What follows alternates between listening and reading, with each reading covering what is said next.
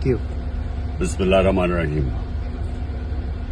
इस्लामाबाद के लिए निकल रहा हूँ। फिर से मेरी अदालत में पेशियां हैं।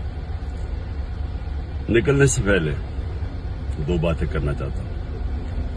सबसे पहले ISPR ने बयान दिया है कि इदारे की तौहीन कर दी, फौज की तौहीन कर दी, कि एक ऑफिसर का नाम ले दिया, इंटेलिजेंस ऑफिसर का, जिसने 2 दफा मुझे कत्ल करने की कोशिश की।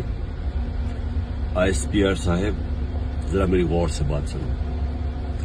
इज्जत सिर्फ एक इदारे की नहीं है, इज्जत कौम में हर शहरी की होनी चाहिए। इस वक्त कौम की सबसे बड़ी पार्टी का सरबराह हूं। 50 साल से कौम मुझे जानती है।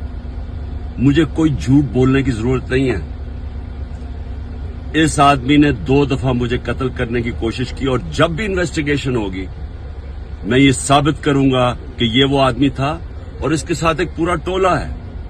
और इसके साथ कौन है वो भी सब कौम को पता है। आज सोशल मीडिया के जमाने में सबको पता है वो कौन है। सवाल मेरा ये है कि क्या एक मुल्क का एक्स प्राइम मिनिस्टर, क्योंकि इस आदमी का नाम आ गया, मैं अपना FIR नहीं कटवा सका?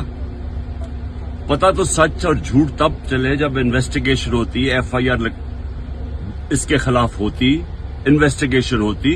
अगर ये बेकसूर था, सामने आ जाना था। इतना ताकतवर शख्सियत कि मैं एक्स प्राइम मिनिस्टर, अपनी पंजाब की हुकूमत होते हुए हम इन्वेस्टिगेशन FIR में इसका नाम नहीं दे सके। उसके बाद पंजाब की हुकूमत की JIT, 2 पुलिस ऑफिसर ने जिन्होंने इसके कहने पे रिकॉर्ड किया था उसकी स्टेटमेंट्स, नवीद शूटर की, हम 2 ऑफिसर जो रिकॉर्ड किए थे, पंजाब के पुलिस ऑफिसर DPO गुजरात और CCPO CTD, उन्होंने हमारी इन्वेस्टिगेशन के अंदर आने से मना कर दिया। कौन था पीछे? कौन इतना ताकतवर था? उसके बाद जब इन्वेस्टिगेशन